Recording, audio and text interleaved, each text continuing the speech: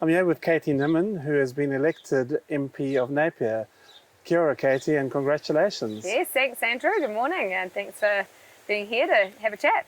Now, your margin of victory was over 8,000 votes. I think 8,100 in the preliminary count so far. Yeah. Were you expecting it to be that big? No, I wasn't actually. I don't know what I was expecting, to be honest. Just hoping to be able to win, and any win obviously is awesome. But I think it just hopefully reflects the hard work I've put in and just how I've thrown myself into the communities and really, want to show that I'm a connected and committed MP. So yeah, people see it and support it, which is great. Yeah, because there was at times a robust exchange of views between you and the Labour candidate, Mark Hutchinson. But it was interesting last night, he actually came over and I think conceded defeat. How did you feel about that? Yeah, he did. No, it was good. We had a nice little chat and just wished him well with what's next for him. And, I just acknowledged that obviously it's a huge job, campaigning in general, and so I think it was good just to acknowledge that and be able to carry on and operate in the same town and, know that he's got to go out and run his business and, do his thing. Yeah. Now, what happens now? Well, I'll hopefully get the call in a short while to get some plans arranged for heading down to Wellington, but just had a few little heads up as to what's going to happen. But, a lot of people are already messaging me saying, hey, here's what we need to do. Here's how we need to fix things. So, the people that are really excited to get New Zealand going and get Napier going again. Is this people within the electorate? Yeah. Lots of supporters and people out there that are just excited to see the change. Yeah. So have you had any communication with the National Party leadership and that? Yeah. Got a text from Chris this morning. Well, actually, Jeremy and I sent him a congratulatory text last night, really proud of what he's done. He's worked so hard. And so, of course, he came back and said he was proud of me too. So I thought it was really cool. Yeah. Just excited to get going. Yeah, because I was watching the figures the whole night, and nationally and at your level, it didn't change throughout the night. Yeah, that was really cool to see, I think. It's hard to have that up and down for people. It's quite nervy, and it was good to see that trajectory just steady. And I think it just showed that there was no, hey, if you voted early, it meant one thing or another. The result was consistent, as the votes got counted, which was probably good for the heart rate, to be honest. Now, you've got all the stuff that's going to happen in Parliament. You've got inductions and orientation and everything like that. But what are you going to focus on? What is your first jobs that you're going to do here within the community? Yes, I think my focus is going to be on cyclone recovery, really first and foremost. Apologies, my dog's just wanting to play with the ball in the background.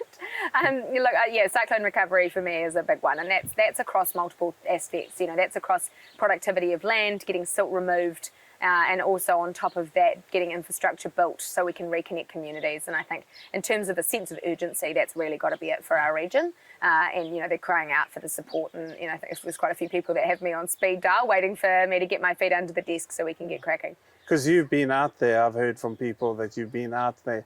What, for want of a better word, what will be the difference in having actually power to do something? Oh, well, look, I think the best thing I can say is that, yes, I've been out there. I've been out there ever since the cyclone, and I continue to. And when I say out there, I mean the whole electorate has been really poorly, affected. And, Puketapu, Eskdale, then you're looking at Wairoa, obviously Tutera, Putarino, even up, Tinaroto, huge damage all across and into agricultural land as well. So, we've been listening the whole time. So I think that's reflected in the policy we put out a few months ago, and that was really well received. So I think ultimately those people know that we've got a plan and we've got their best interests at heart. And so it's really just about carrying on with that plan. And they know we're listening. And I think that's what matters to them, knowing that when we get the chance to carry on, once things are settled and we've got the ability to make those decisions, that we're in the right lane at least. And what are the other issues that you're going to be focusing on as a priority in terms of what is your game plan for like the next 100 days? Yeah, well, so obviously from a logistical point of view, my game plan is to get set up, get established and start getting some good community conversations going, because we need people to be working on this with us. You've got an office picked out already? No, and I have said quite a few times this week, and I'm a really superstitious person. So I haven't counted my chickens at all until, of course, today. So no, I haven't put any thought into where all that's going to be. I'm sure I'll get help to work that out. I want something obviously really accessible for people. So that'll be priority. But yeah, logistically getting set up and getting established so people know and we start talking. Because I want to be proactive, not reactive. Then from a delivery point of view, obviously priorities being cyclone recovery, but also let's get crime under control because things are really not in a great position here, and specifically in Napier. And then on top of that, of course, the cost of living, that's a team effort. And then transport at a wider scale as well. So, a lot of these things are going to be a team effort nationwide, and just revitalising the economy. You talk to cafes and they can see the difference from, a few years ago to now and how that is for business. So we just need to get some of those taps turning again. But as I say, that's a nationwide team effort. We're going to have to work hard. Yeah. Now you were number 22 on the list, so probably not in line for a cabinet position at this stage. What are you expecting to be given? What roles are you expecting to be given? Do you know what? Again, I have no idea. I haven't thought about it. People ask me all the time, what would you like to do? I've got lots of backgrounds and different experiences that I think would be helpful. I've obviously got a background in transport, background in tourism. I've spent a lot of time in the arts, culture and heritage space as well. Really passionate about the environment. I honestly would be happy to work in any space. I'm a team player, so just to be able to work with the team to achieve amazing results for New Zealand and for Napier, I'm stoked. So I haven't put any thought to it, but I will just work hard whatever job comes onto my desk. So look, I think we'll see what happens after Christopher's got a lot of work ahead of him to get his cabinet and all sorted and get his team lined up. But I think he's probably pretty excited about it. Now, this is your second campaign. First time you're up against very experienced Stuart Nash, and you were beaten fairly substantially. I'm trying to remember. I think it was about 5,000 votes. Yeah, there or thereabouts. So you've taken that. So basically, you've had a 13,000 turnaround really of votes. Yeah, in terms of margin, I'm not a bit of a, put it this way, I'm not a political junkie, so I don't do the numbers and have it all worked out. But I think in terms of the result as it stands, I think I've got about 18,000 votes or something like that, and I think I had about 14 or 15,000 last time. So it's a good turnaround, it's a good feeling, and it just shows that committing to the region and showing you're there for the long haul makes a difference. People appreciate it. Do you find that it was easier, and did you do things much differently? I wouldn't say it was easier. It was a very, very hard campaign, and I think having the cyclone be part of the campaign made it really challenging. And for the reason that, while you maybe want to get out into the suburbs and knock on every single door, you've got to balance that with actually getting out and helping people who desperately need the assistance. That might already know who you are and they've seen you 5 times, but they just need you to be back there. And so that definitely was a difficult draw on the time during a campaign period, but helpful for me in the fact that I've built off a 2020 election. I laid that foundation, and so I've been able to keep going. But, I was able to go further and farther this election with more time and a little bit more connections that I'd already set up. So it was a really good platform to build off. Very different kind of campaign for various reasons. But yeah, it does help that I've sort of done that grunt work up front in 2020. Your opponent, Mark Hutchinson, he brought it to a level where he was trying to hold you accountable for National's policies, and he would say about the $250 per family and that. Did you take that personally, or was that just part of the... No, I didn't take it personally. And look, for me it was just about saying, well, I've just got to keep working hard because we cannot do another 3 years of what we've got.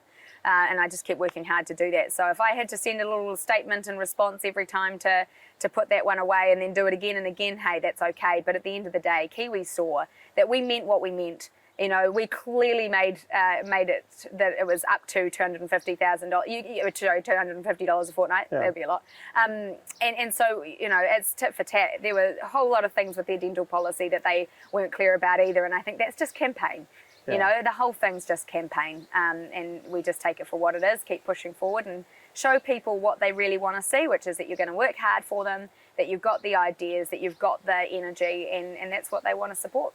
Do you think you ran a positive campaign? Oh yeah, definitely. And I keep saying, and I've said this a lot in the last couple of days, I'm really pleased that I was able to be myself, work hard and take the high ground, and that people saw that for what it was and gave me their support. So I'm pleased. Yeah.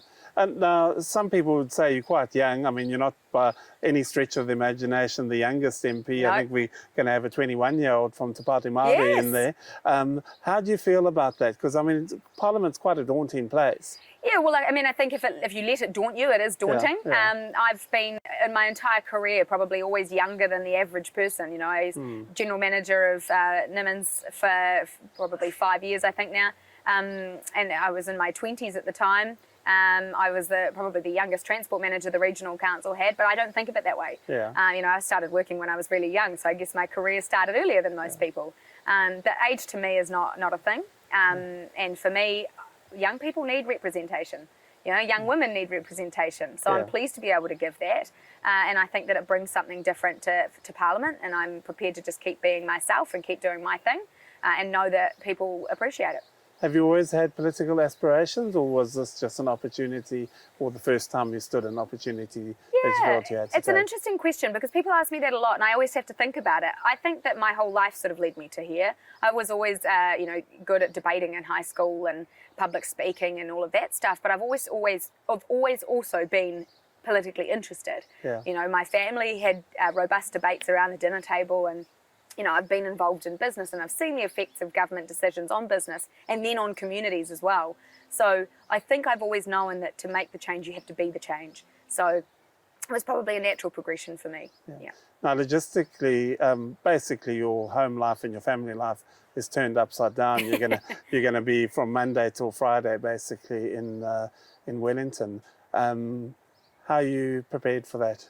Yeah, well, look, I've got a very supportive husband in Jeremy, which is fantastic for me. I mean, we've only been, he's waving in the background, we've only been married since I've been a candidate. And so it's been our entire marriage so far. So it'd be nice to find yeah, exactly. So it'd be nice to find a bit of a new normal, whatever that looks like. And, you know that we're both hardworking people. We want to work hard, make a difference. And, you know, we've got a life to live around all of that craziness. And we know how to do that, and we know how to stay grounded and look out for each other. So I'm sure we'll make it work. Now, people often see politicians as just what they are on TV or in the paper and that. But you had some personal tragedy this week with a beloved pet dying. Yeah, no, it's really, really hard for us. So our big dog, Hawke, is a beautiful huntaway. He's been Jeremy's mainstay huntaway when Jeremy was farming, and we were really lucky to have him retire with us as well. And just a gorgeous boy, but sadly he had really bad arthritis and life wasn't fair for him anymore, so we had to make the decision. And, you know, as you always hope, you can make these things last a little longer and do it at the right time. But, you know, we had to sadly make the decision to do that last week, and it was a really tough thing to throw in the middle of the campaign.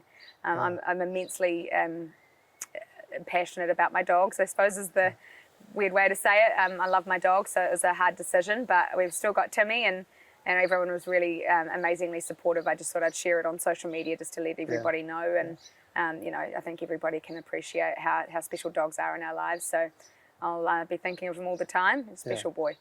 Now, I know you've just become MP, but what are your future aspirations? I mean, Cabinet Minister, Prime Minister? Do you know what? I want to just get inducted first, probably. No, I think it's cool that people think that that's an option for me, and it shows that there's support out there in the community. But ultimately, like I said, this whole way along, I really just want to be the elected MP for Napier. There's so much that we can do. We have an amazing region. We just need someone to believe in it and remove barriers and listen to people and be part of the community. So that's what I'm committed to first and foremost. I think there's a lot that we can do, and we can do that together, and then we'll just see how it goes. And hopefully a long career in Napier, and we'll make it work. We'll make it, you know, a prosperous place for everybody to live and move to and do business, and it's going to be fantastic. What was your biggest challenge in this election campaign, apart from winning? But yeah, well, I think the biggest challenge has been trying to keep momentum because, you know, I was selected last November, so I've had a long campaign.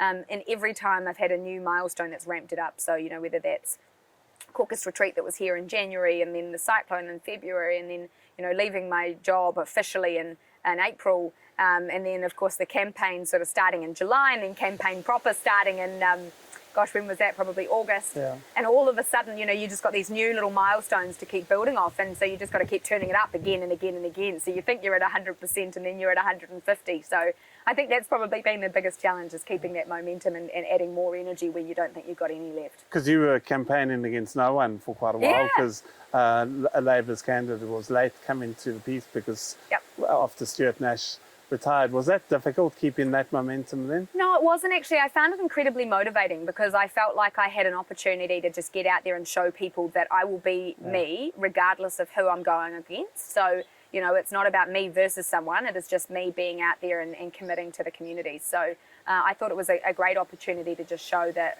you know, whatever my opposition, this is what I'm going to be delivering. And what is your biggest challenge facing you now? Do you know what I think it is getting community engagement and community involvement. I think that people are quite apathetic to politics in some respects.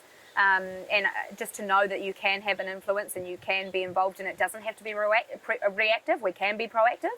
So I really want to engage the community.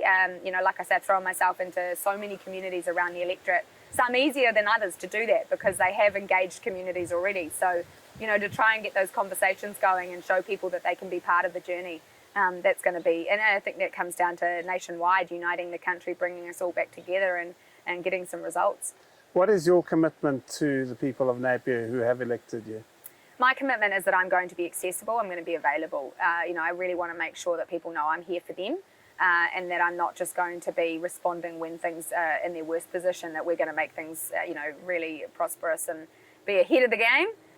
You know, and I'll be here for as long as Napier wants me, and that's really what I want to say, I suppose. I'm committed, I'm connected, and I'm here to be part of it. So if you see me in town, don't look at it and go, oh, I'll leave her to it, come and say hi, because I want to get to know everybody.